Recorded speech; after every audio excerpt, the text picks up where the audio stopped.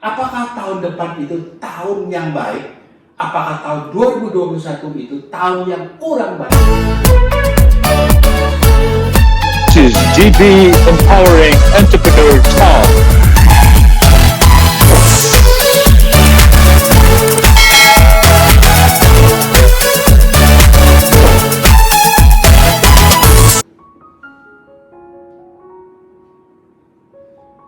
Halo, kita ketemu lagi. Beberapa hari lagi kita akan segera menyongsong tahun yang baru. Suka ataupun tidak suka, tahun 2020 segera kita akan lalui. Dan melalui edisi ini, saya atas nama GB Empowering ingin mengucapkan terima kasih kepada semua subscriber atas semua support yang diberikan sejak channel ini dirilis April 2020 yang lalu.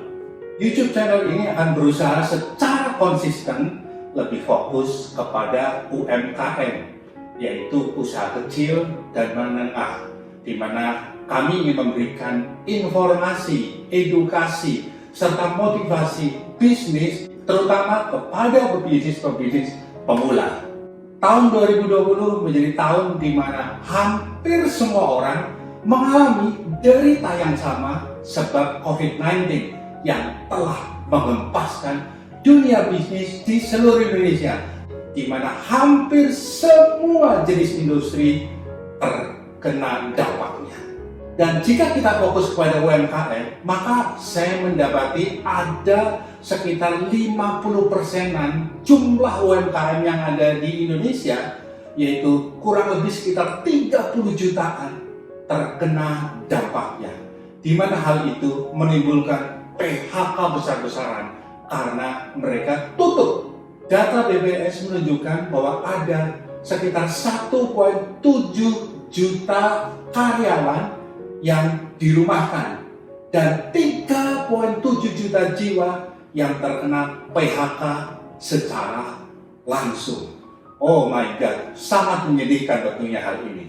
Hanya saja di tengah pandemi ini ternyata selain segala hal dampak buruk, saya melihat beberapa dampak baik yang mempengaruhi setiap pribadi, bahkan memberikan pengaruh kepada perusahaan. Seperti semua tahu bahwa selama pandemi ini ternyata orang lebih banyak concern kepada kesehatan.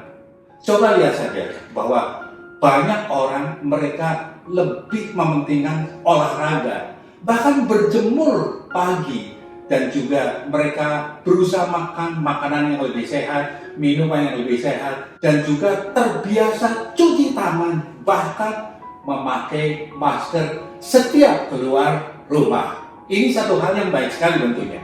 Hal kedua, saya mengamati bahwa selama pandemi ini banyak orang yang makin terbiasa dengan hidup lebih hemat, dan ternyata bisa. Saya juga mendengar bahwa ibu-ibu rumah tangga mereka lebih suka sekarang memasak di rumah dengan alasan kesehatan untuk keluarga tentunya. Tetapi tentu ada juga dampak penghematannya, dan ini good thing. Demikian pula para karyawan yang pada mulanya hampir semua karyawan mengeluh dan merasa tidak enak untuk melakukan Zoom meeting atau Meet Google.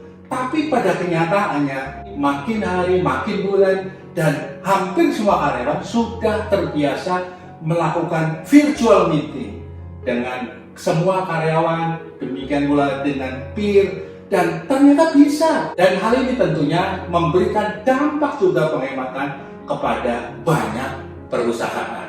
Seperti kita melihat di sekitar kita bahwa saat ini dunia usaha ternyata makin terbiasa doing the business dengan segala batasan-batasan protokol kesehatan.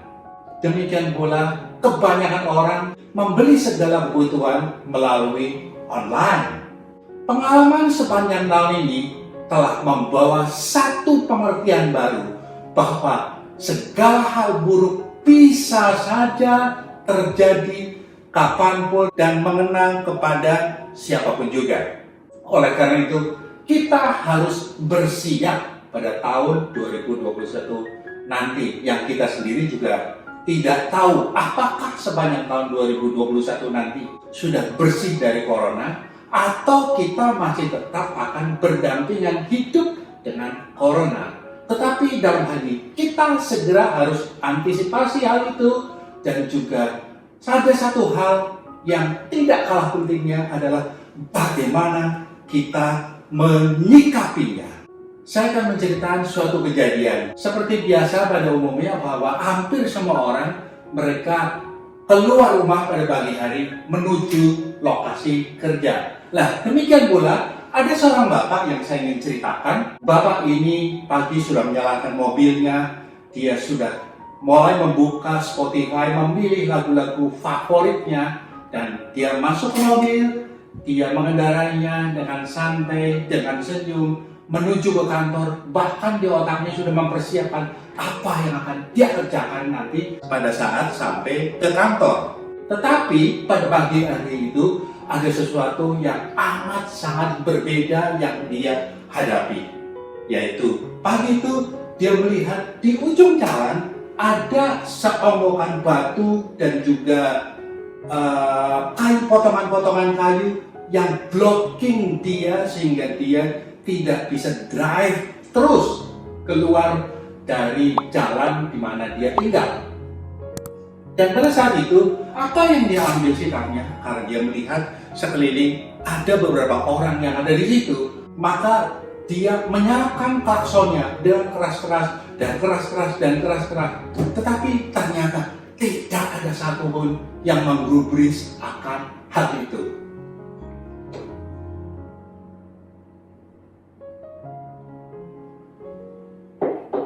Maka apa yang bapak ini lakukan? Dia segera turun dari mobil, dia menghampiri rumah Pak RT yang memang lokasinya tidak jauh dari ujung jalan di mana ada blokade tersebut. Dia gedor rumah Pak RT dan dia menceritakan apa yang dia lihat terjadi di ujung jalan itu. Dengan emosinya, dia menceritakan hal itu dan dia inginkan bahwa hal itu segera dibereskan.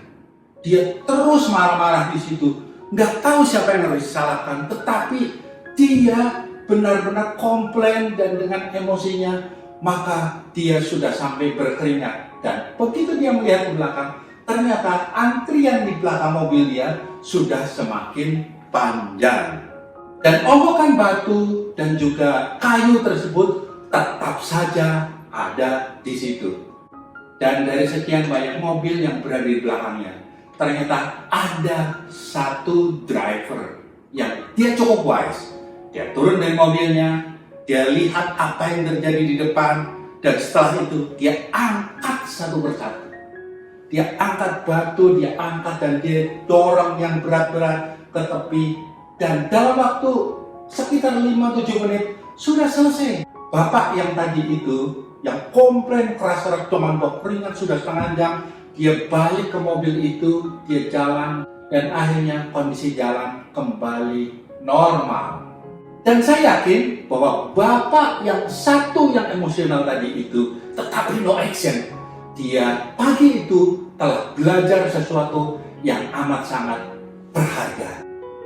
Dan di dalam hidup ini memang dapat saja setiap hari, setiap saat timbul permasalahan-permasalahan yang baru, dan seringkali tidak hanya satu, tetapi memang kita di dunia ini harus solving the problem. Dan pada saat masalah datang, kuncinya adalah hadapi. Kita semua memiliki kebebasan untuk bersikap. Ada sekelompok manusia yang mereka memilih, mereka hidup di dalam permasalahan, di dalam problem itu. Apa yang dilakukan? Orang yang semacam ini mengeluh dan mengeluh. Mengapa masalah ini datang dan menimpa dia, menimpa keluarganya, dan bukan orang lain, dan bukan tetangganya, dan bukan teman kantor yang lain, tetapi kenapa dirinya dan dirinya. Dan kalaupun dia terus berkeluh kesah, dia hidup dalam permasalahan itu, tetapi masalah itu tetap ada di situ dan tidak pernah pergi dan tidak bisa diselesaikan dengan keluhan-keluhan yang ada. Tetapi ada dan banyak orang yang begitu melihat suatu permasalahan, dia berpikir dengan jernih, dia berpikir dengan tenang, dia urai satu persatu, dia lihat dari arah jauh, dan ternyata dia melihat ada beberapa jalan keluar. Dan hal ini sama dengan orang mengatakannya berpikir seperti Raja Wali. Raja Wali terbang, dia mengatasi angkasa. Di mana pada saat badai, topan, angin yang keras menerpanya, Raja Wali itu naik ke angkasa. Badai yang lebih keras menerpanya, Raja Wali itu naik ke atas. Dan tidak pernah dia terhempas karena topan yang keras. Dan dia naik membumbung tinggi, setinggi-tingginya. Dan justru di tempat yang tinggi, siapapun pasti dapat melihat segala sesuatu berada di bawahnya dengan pikiran yang lebih jernih. Oleh karena itu, saya pribadi yakin bahwa bersama dengan Tuhan, kita dapat menyelesaikan segala persoalan. Dan jika kembali kepada pandemi ini, maka kita juga melihat bahwa selama pandemi yang panjang dan tidak berkesudahan ini, ternyata masih ada juga orang-orang yang cukup kreatif bagaimana menyikapinya. Lihat saja, tentu sering mendengar bahwa banyak ibu-ibu yang pada saat masker ini masih langka, mereka membuat masker, ada dengan batik, ada dengan jahitan dan kain perca dan segala hal dijual dan laku, dan mereka ibu-ibu itu dia bisa meraih puluhan juta rupiah. Banyak agen properti mengeluhkan bahwa properti lesu, benar, tetapi lesu bukan berarti tidak ada transaksi, karena saya menjumpai ada beberapa agen properti tetap saja banyak closing karena kebutuhan akan properti tidak berhenti, tetap ada. Dan juga ada banyak investor justru mengambil momen ingin mendapatkan harga properti di bawah harga. Jika Anda menonton talk show saya yang saya rilis tanggal 30 Juli yang lalu, maka Anda akan menjumpai ada seorang ibu rumah tangga muda yang dia karena pandemi maka dia dirumahkan, dan pada saat itu dia mengeksekut apa yang menjadi dream, apa yang menjadi keinginannya itu. Dan ibu muda ini dia membuat satu baju serbaguna, bisa dipakai buat tidur, bisa menerima tamu, bisa ikut Zoom meeting dan lain sebagainya. Dan ternyata hal itu laku keras, hanya dijual secara online, dan puluhan bahkan ratusan juta telah dia capai dalam waktu 2 bulan pertama. Jika ingat pada Agustus yang lalu, saya juga merilis satu talk show tentang jualan baked spaghetti, di mana hanya melalui online transaction, maka keluarga ini bisa menjual 400 loyang spaghetti setiap harinya. Wow, that's a big amount of money tentunya. Dan ternyata hal itu dilakukan pada saat pandemi. Saya juga menjumpai ada orang, mereka melakukan bisnis online. Bahkan hal ini satu hal yang mudah. Beli dari Shopee, dijual di Shopee, beli dari Tokopedia, dijual di Shopee, dan lain sebagainya. Tetapi puluhan juta dia bisa ciptakan dari bisnis online di masa pandemi ini. Di area BSD ada satu orang ibu yang dijumpai. Dia itu karena kesel di rumah, maka dia memulai usaha hidroponik. Bukan usaha lah, tanam hidroponik, hanya di halaman rumahnya. Dan dari skala yang amat sangat kecil, dia makan sendiri sekeluarga. Setelah itu ditawarkan kepada tetangganya dan ditawarkan secara virtual. Dan saat ini ibu itu telah sukses jualan sayuran hidroponik. Dan hal yang sangat simpel, baru saja beberapa hari yang lalu ini, ada satu teman saya, dia seorang wanita dan suaminya pendeta. Dia menanam, iseng aja menanam tanaman hidroponik di rumahnya. Dan ternyata begitu dipanen, di-share di grup saya di mana itu adalah teman-teman saja, dan ternyata hasilnya bagus sekali. Saya cukup amazed dalam hal ini. Dan banyak sekali contoh yang saya dapat bawa pada saat ini, tetapi karena masalah waktu.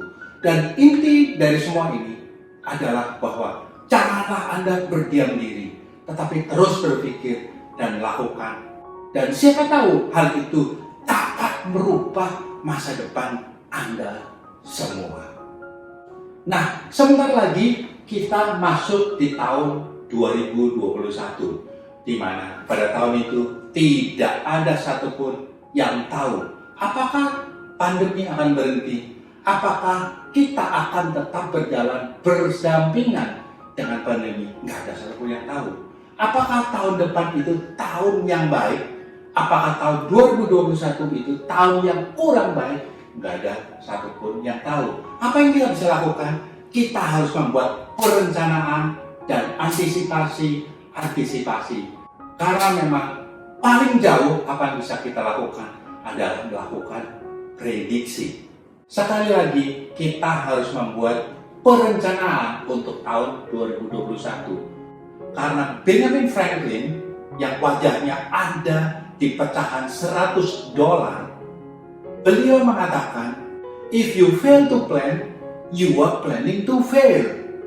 Pesan saya di akhir tahun ini bahwa tidak ada satupun yang dapat dicapai secara instan, tetapi semua itu harus direncanakan dan dikerjakan dengan konsistensi yang tinggi, dan dengan kerja keras maka kita dapat mencapainya. Dan ingatlah bahwa setiap orang memiliki talenta atau bakat, di mana satu dengan yang lain tentu bisa saja berbeda. Tetapi jika kita bisa mengeksplor dan lebih fokus melatih talent yang ada di dalam diri kita, maka hal itu saya jamin akan powerful sekali. Dan siapa tahu hal ini justru yang akan merubah hidup Anda. Demikianlah motivation speech yang saya dapat berikan untuk Anda semuanya sebelum memasuki tahun 2021. Semoga kita semuanya tetap sehat, bahkan makin sehat, dan kita sukses di jalur yang kita pilih masing-masing. Oh ya, ada satu hal. Jika Anda atau perusahaan di mana Anda bekerja membutuhkan high quality training untuk people development, management, leadership, supply chain, dan juga mempersiapkan karyawan untuk masuk dunia pensiun dengan tetap sehat dan juga sukses, maka segera hubungi GB Empowering. Dan bagi yang merayakan, saya mengucapkan Merry Christmas, dan untuk semuanya selamat tahun baru. Kita ketemu lagi di tahun yang baru 2021.